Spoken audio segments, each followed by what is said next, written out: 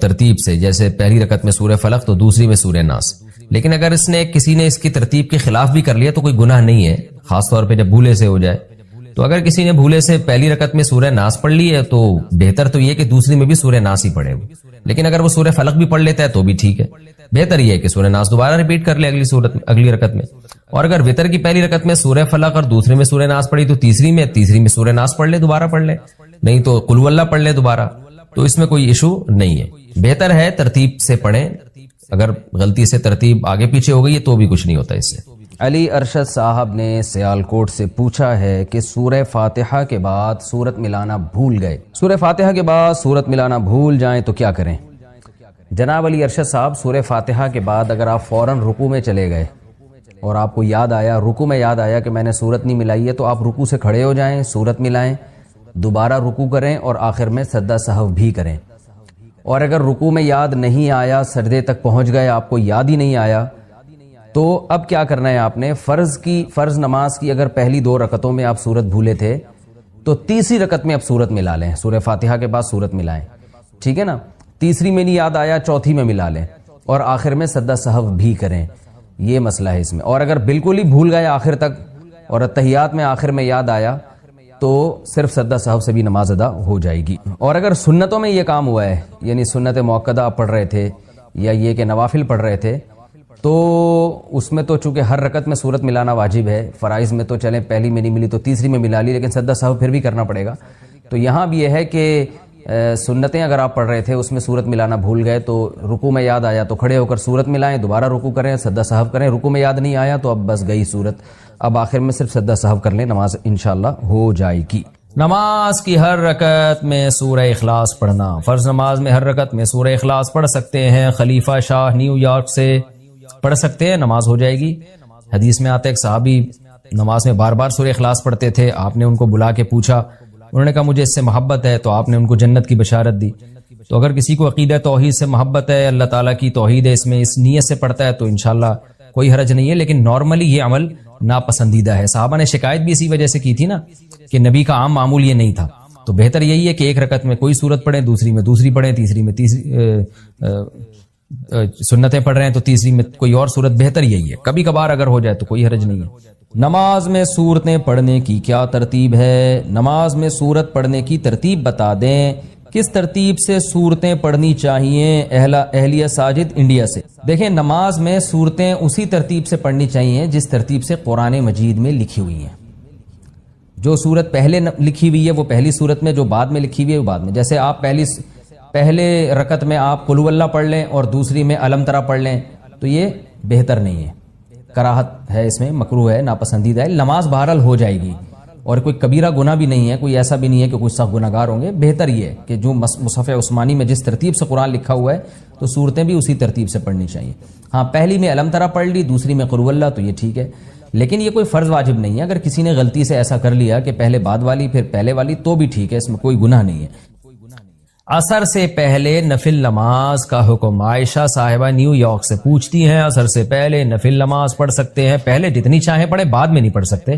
عصر کی نماز کے بعد نفل پڑھنا جائز نہیں ہے. ہاں، قضاء عمری پڑھ سکتے ہیں، یہ کوئی اور قضا نماز ہو جائے تو وہ پڑھ سکتے ہیں، لیکن نوافل عصر کے بعد نہیں پڑھ سکتے، پہلے جتنے چاہیں پڑھیں. نماز میں آنکھ بند کرنا جائز ہے؟ کیا نماز میں آنکھ بند کر سکتے ہیں اور کتنی دیر تک؟ عابد خان سعودی عرب سے. نماز میں آنکھ بند کرنا مکروہ ہے، ناپسندیدہ ہے، کیونکہ نبی صلی اللہ علیہ وسلم ہمیشہ آنکھیں کھول کے نماز پڑھتے تھے. تو اس لیے بہتر یہی ہے کہ نماز میں آنکھ کھول کے نماز پڑھیں. آپ اندھیرے میں نماز پڑھنے کا حکم. اندھیرے میں نماز پڑھنا ممنوع ہے یا نہیں؟ عثمان غنی آئی لینڈ سے. کوئی ممنوع نہیں ہے، پڑھ سکتے ہیں. کسی نے امانت دی اور ڈاکو نے لوٹ لی تو لوٹانے کا کیا حکم ہے؟ ایک دوست نے مجھے کچھ رقم کہیں پہنچانے کے لیے دی، ایئرپورٹ سے گھر جاتے ہوئے مجھے لوٹ لیا گیا. کراچی کس سے لگ رہا ہے، لیکن یہ ہیں تو سعودی عرب کے. سعودی عرب میں نہیں ہوا ہوگا، یہ آپ کے ساتھ کراچی میں ہوا ہوگا. خیر، اب اس رقم کو لوٹانے کے بارے میں کیا حکم ہے اور بہتر کیا ہے؟ جزیل احمد صدیقی سعودی عرب سے. جزیل احمد صاحب، اگر آپ کو کسی نے امانت دی تھی اور واقعی ڈاکو نہیں لوٹی ہے تو پھر آپ پر وہ امانت لوٹانا لازم نہیں ہے. کسی کے پاس بھی جب امانت رکھوائی جائے نا تو اس کے اپنے کسی قصور کے بغیر اگر وہ ضائع ہو جائے تو پھر اس پر لوٹانا واجب نہیں ہے. ہاں، اس طرح سے اس نے وہ امانت رکھی کہ ضائع ہونے کا خطرہ تھا.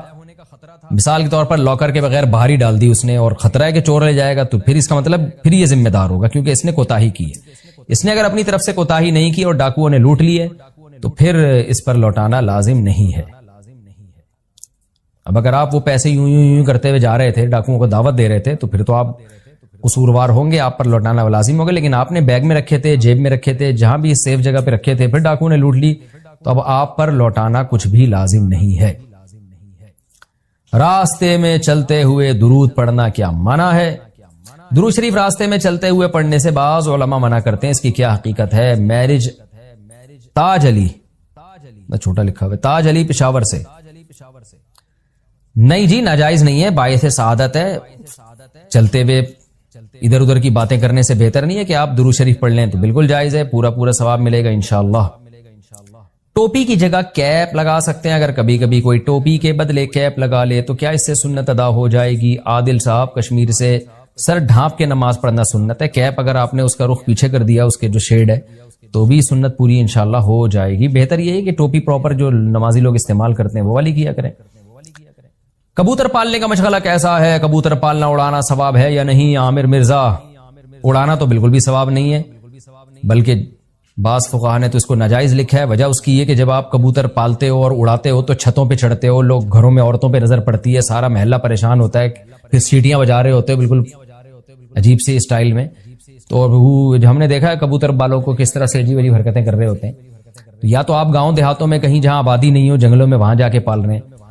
تو اس لیے اڑانا جو ہے نا, یہ تو بالکل صحیح نہیں ہے, مکروہ, سخت ناپسندیدہ کام ہے. چھتوں پہ چڑھنا پڑتا ہے اس کے لیے, بے پردگی کا خطرہ, بد نظری کا خطرہ ہوتا ہے, اور وقار کے بھی خلاف ہے انسان کے. یہ بھی ہو سکتا تھا کہ خام خواہ کی قربانی دلوائی جاتی کہ 5 دفعہ تم نے الٹے لٹکنا ہے تاکہ پتہ چل جائے تمہارا اللہ سے کیا ہے ریلیشن ہے. تو یہ بھی تو قربانی ہوتی کہ نہیں ہوتی؟ لوگ دلوا رہے ہوتے ہیں. فوج میں نا, جب ہم جو NCC کی ٹریننگ کی ہے نا کالج میں, تو وہ فوجی صوبیدار ہمیں ٹریننگ دیتے تھے. تو وہ یہ ثابت کرنے کے لیے کہ میں آفیسر ہوں, بعض دفعہ خام خواہ میں ڈنڈ پہ لو بیٹھ کے, چلو بھائی اب فوجیوں میں ہوتا ہے نا, تاکہ آفس کے آرڈر کو فالو کرنے کا جذبہ پیدا ہو. اب ڈنڈ پیل رہے ہیں, ہمیں پتا تھا بھائی یہ ڈپس لگانے پڑیں گے آپ کو, ٹھیک ہے نا. وہ کہتا ہے جب کھڑے ہو کر دوبارہ لگاؤ. یہ سکھایا جاتا ہے فوجیوں کو قربانی کا جذبہ پیدا کرنے کے لیے. تو اللہ میاں ایسے بھی کر سکتے تھے کہ بس الٹے لٹک جاؤ, ٹھیک ہے نا, 5 ٹائم. قربانی دلوائی ہے, لیکن ایسے طریقے سے دلوائی ہے کہ اس میں ہمیں روحانی سکون ملے, اس میں ہمارا اللہ سے ریلیشن قائم ہو, اس میں ہمیں لطف اور مزہ آئے, ہماری دنیا بھی سدھر جائے اس سے. ہمیں حکم دیا سب سے پہلے فجر کی نماز رکھی تاکہ مسلمان صبح دیر سے اٹھنے والی قوم نہ بنے. اللہ میاں یہ بھی کر سکتے تھے کہ پہلی نماز 11 بجے, دوسری نماز شام 3:30 بجے, 4-5 نمازیں ایسے کر دیتے. جہلم والی سرکار نے تو کر دی, فجر رکھی ہے اور ظہر کے بارے میں بولا ہے کہ عصر سے 20 منٹ پہلے آپ ظہر عصر پڑھ لیں, اور غروب آفتاب ہوتے ہی مغرب عشاء بھی اکٹھی پڑھ لیں. تو یہ عملی طور پر 2 نمازیں ہوئی ہیں, ٹھیک ہے نا. 5 نمازوں کا مطلب ہوتا ہے اپنی تمام مصروفیات کو دوبارہ سے فارغ کر کے نماز کے لیے آنا. ظہر میں آپ سارے کام چھوڑ کے آتے ہو, پھر واپس چلے جاتے ہو, پھر عصر میں الگ سے آتے ہو, پھر واپس چلے جاتے ہو, پھر مغرب میں الگ سے آتے ہو, پھر واپس چلے جاتے ہو, پھر عشاء میں الگ سے آتے ہو. یہ 5 دفعہ قربانی دلوائی جا رہی ہے. اگر اس طرح سے نمازیں اکٹھی کرنے کا اسلام میں حکم ہوتا تو 3 دفعہ قربانی ہوتی, 5 دفعہ قربانی نہیں ہوتی. دیکھو ہم ظہر سے پہلے 4 سنتیں پڑھتے ہیں اور 4 فرض پڑھتے ہیں. ان سنتیں پڑھنے میں کوئی قربانی ہوتی ہے ہمیں؟ اس لیے کہ تو نماز کے لیے آئے ہوئے ہیں نا. تو اگر ہم 4 فرض کے ساتھ 4 عصر بھی پڑھ لیں تو عصر کی قربانی تھوڑی ہی پھر یہ. تو 5 نمازوں کا مطلب ہی 5 ٹائم پہ آنا ہے. اس میں شاپنگ واپنگ ہی تو رکاوٹ بنتی ہے, اور آپ نے شاپنگ کے لیے کہہ دیا اہل حدیث. حالانکہ اہل حدیث یہ مانتے نہیں ہے, لیکن یہ اس کی عادت ہے جہلم والی سرکار کی کہ کسی بھی مسلک میں کوئی بھی الٹا فتویٰ دے رہا ہوگا نا تو اس الٹے مولوی کو لا کے ہائی لائٹ کر کے مسلک کو بدنام کرنا. تو ایک اہل حدیث کا وہ چلایا کہ ایک اہل حدیث کہتے ہیں کہ میں جب 12:30 بجے شاپنگ کے لیے جاتا ہوں نا اپنی بیوی کو لے کے, تو 12:30 بجے ظہر کے ساتھ کیا پڑھ لیتا ہوں. یہ جہلم والی سرکار کا کلپ میں نے خود اپنے کانوں سے سنا ہے کہ 12:30 یا 12 بجے جیسے ہی ظہر کا وقت داخل ہوا تو ظہر کے ساتھ فوراً کیا پڑھ لیتا ہوں, عصر. حالانکہ قرآن میں سورہ نور میں اللہ کیا کہتے ہیں, رجال لا تلہیہم تجارت ولا بیع عن ذکر اللہ و اقام الصلاۃ. مسجدوں میں ایسے لوگ ہوتے ہیں کہ ان کو تجارت اللہ کی یاد اور نماز سے غافل نہیں کرتی. بزنس ہی اللہ کی یاد. اور اللہ فرماتے ہیں مسجدوں میں ہوتے ہیں. پتہ چلتا ہے کہ کہاں آگے پڑھنی ہوتی ہے, جماعت سے بھی اور اپنے ٹائم پہ بھی. اور اسی شاپنگ کو آپ نے ذریعہ بنا لیا 2 نمازیں اکٹھی کرنے کا, اثر گول کر دیا آپ نے. یہ ہے تفقع اور بصیرت, سمجھتے ہو. اور اس نماز کا اجر خراب کیا ہے جس کی سب سے زیادہ تاکید قرآن بیان کر رہا ہے. تو خیر, تو کیسا ریلیشن ہے, جلدی سے بات کو سمیٹ کے میں ختم کرتا ہوں. سب سے پہلے اللہ کیا کہتا ہے, مسلمان اپنے مسلم ہونا ثابت کرنے کے لیے کہ میرا اللہ سے ریلیشن ہے, اللہ نے کہا کہ 5 ٹائم نماز پڑھنی پڑے گی. اور یہ 5 ٹائم نماز کیوں رکھی ہے پتہ ہے آپ کو؟ کیونکہ وقت میں بہت بڑی تبدیلی ہوتی ہے. اللہ کہتے ہیں جب بھی اس کائنات میں بڑی تبدیلی ہوگی تو سب سے پہلے میرے سامنے سجدہ کرو گے, اس کے بعد اپنے کاموں میں لگو گے. تبھی تو قرآن کہتا ہے اقیم الصلاۃ لدلوک الشمس الی غسق اللیل, نمازوں کو قائم کرو دلوک شمس, سورج ڈھلکنے کے وقت, الی غسق اللیل, اور راتوں کے اندھیروں میں. تو غسق اللیل میں 2 نمازیں آ گئیں, مغرب اور عشاء. یہ دونوں رات کی نمازیں ہیں, لیکن ان دونوں کے اوقات میں بڑا فرق ہوتا ہے. مغرب میں فل اندھیرا نہیں ہوتا لیکن روشنی بھی نہیں ہوتی, بہت زیادہ وقت میں تغیر ہو جاتا ہے. اور غسق جو ہے لیل جب انتہائی درجے کی ہوتی ہے تو وہ عشاء کا وقت, جب بالکل کیا ہو جاتا ہے, اندھیرا. آگے اللہ کہتے ہیں وقرآن الفجر, اور پھر فجر کا وقت بالکل ڈیفرنٹ ٹائم ہوتا ہے. مغرب کا وقت باقی اوقات سے بالکل مختلف ہے. سورج ڈھل گیا, غروب ہو گیا, لیکن ابھی روشنی ہے, اندھیرا شروع نہیں ہوا. پھر گھپ اندھیرا ہو گیا. یہ کیا ہے؟ یہ بڑا تغیر ہو رہا ہے زمین کے اندر. تغیر سمجھتے ہو, تبدیلی, چینجنگ, آسان لفظ استعمال کرنا چاہیے مجھے بھی. بڑی چینجنگ آ رہی ہے ٹائمنگ میں, اور اس سے انسان کے جذبات میں اور احساسات میں بڑا فرق پڑتا ہے. ظہر کا تو فجر کا وقت بالکل ڈیفرنٹ ہے, ابھی دن طلوع ہونے والا ہے. پھر سورج ہوتے ہوتے جب ڈھلکتا ہے نا, بالکل بلندی پہ پہنچ کے تیز تپتی ہوئی دھوپ ہوتی ہے, جس کو اللہ دلوک شمس کہہ رہے ہیں. دلوک کہتے ہیں ڈھلکنا. تو سورج کا جو ڈھلکنا ہے نا, بلندی پہ جا کے لڑکنا نیچے, اس کو کیا کہتے ہیں؟ اس میں اللہ نے 2 نمازوں کا ذکر کر دیا, ظہر اور عصر. اس لیے کہ دلوک جو معتد بھی ہوتا ہے, گاڑی اردو پھر استعمال کر رہا ہوں, معتد بھی قابل ذکر دلوک, وہ ایک عصر میں ہوتا ہے, ایک ظہر میں ہوتا ہے. میں نے وہ کلپ ریکارڈ کروایا تھا نا عاقب سعید کو کہ 5 نمازیں اپنے ٹائم پر ہیں, اور یہ قرآن کی عیسائی سے ثابت ہے کہ نمازوں کے 5 ٹائم ہیں, 3 ٹائم کی نمازیں قرآن میں نہیں ہیں. تو اس پہ میں نے کہا تھا کہ دلوک شمس ہے نا, سورج کا ڈھلکنا, تو معتد بھی ڈھلکنا, قابل ذکر ڈھلکنا ایک ظہر کے وقت ہوتا ہے, ایک عصر کے وقت. کیونکہ عصر کے وقت 45 پہ آ جاتا ہے, اور ظہر کے وقت بلندی پہ جا کے ڈھلکتا ہے. تو اس کے نیچے کے لوگوں کے کمنٹس آئے ہوئے تھے کہ اگر قرآن کا یہ مطلب ہے ڈھلکنے کے وقت, تو پھر تو ہر وقت سورج ڈھلک رہا ہے. سمجھ میں آیا پاگل کسے کہتے ہیں؟ یہ ہے مجتہدین. یعنی ان کا دعویٰ یہ تھا کہ 3 وقت ہیں نماز کے قرآن میں, ظہر ہے اور عشاء ہے اور فجر ہے. تو 3 وقت سے یہ ثابت کرنا چاہتے ہیں کہ ظہر عصر ملا کے پڑھ لو اور مغرب عشاء ملا کے پڑھ لو. اصل میں 3 ٹائم ہے, یہ غلط ہے. دلوک شمس کا لفظ ہے قرآن میں, اور دلوک سے مطلق دلوک مراد ہے, اور مطلق سے فرد کامل مراد ہوتا ہے, جو معتد بھی. دیکھو فرد کامل کو میں مثال سے سمجھاتا ہوں. پہلے میں یہ جنہوں نے اعتراض کیا نا اٹھ پٹانگ قسم کا, ان کے اعتراض کا جواب دوں. یہ کہتے ہیں ہر وقت, واقعی ہر وقت تو دلوک ہو رہا ہے, لیکن اس کا تو کوئی بھی قائل نہیں ہے. ایسے تو 1 کروڑ نمازیں ہو جائیں گی. ابے سورج بلندی پہ جا کے جب تک پورا غروب نہیں ہوتا تو ہر سیکنڈ ڈھلک ہی رہا ہے نا, تو کیا ہر سیکنڈ میں نماز پڑھیں گے؟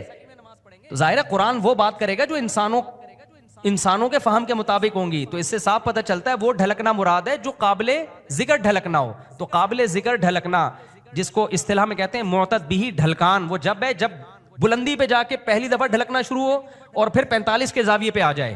اس سے زیادہ ڈھلکان والی نماز حدیث سے ثابت بھی نہیں ہے. نہیں آئی میرا خیال ہے بات؟ تو مطلق سے فرد کامل مراد ہوتا ہے. اس کو میں مثال سے سمجھاتا ہوں. دیکھو میں آپ سے کہتا ہوں چائے لے کر آؤ, آپ برف ڈال کے ٹھنڈی چائے لے آئے. میں کہوں گا یہ کیا لے آیا؟ آپ کہیں آپ نے بولا تھا گرم چائے لاؤ. میں بولوں گا جب میں نے چائے کا لفظ مطلق بولا ہے, اس کے ساتھ کوئی گرم یا ٹھنڈے کی قید نہیں لگائی, تو اس سے فرد کامل ہی مراد ہوتا ہے. کامل فرد چائے کا کیا ہے؟ کامل درجے کی چائے کیا ہے؟ جو گرم ہوتی ہے, درمیانی درجے کا میٹھا ہوتا ہے اور مناسب سی پتی ہوتی ہے. میں نے آپ سے کہا چائے لے کر آؤ, آپ 6 چمچ زہر بنا کے نا پتیوں کے ڈال کے لے آئے, اور سب میں نے کہا یہ کیا لے کر آیا ہے؟ آپ کہہ رہے ہیں, آپ بول رہے ہیں چائے. میں کہا بھائی تو زہر بنا دی. تو آپ بولو آپ نے یہ تھوڑی کہا تھا نارمل چائے, آپ نے تو چائے بولا تھا. تو چائے میں تو کوئی بھی چائے. سمجھ میں آ رہی ہے بات کہ نہیں آ رہی؟ یہ چیزیں اصول فقہ میں پڑھی جاتی ہیں جو آج کل کے اسکالرز نے نہیں پڑھی, تبھی قرآن حدیث کا مطلب بھی ان کو سمجھ میں نہیں آتا. تو المطلق اذا اطلق یراد به الفرد الکامل, یہ اصول فقہ کا مسئلہ ہے اور لغت کا بھی مسئلہ ہے. قاعدہ ہے, ضابطہ ہے کہ جب بھی کوئی لفظ علی الاطلاق بغیر کسی قید کے بولا جائے گا تو فرد کامل مراد ہوتا. اکمل نہیں، اکمل کا مطلب بہت اوپر کی زعفران والی چائے، نہ نہ نہ، فرد کامل جو ناقص نہ ہو. زعفران والی چائے لے آؤ گے پھر بھی برا لگے گا.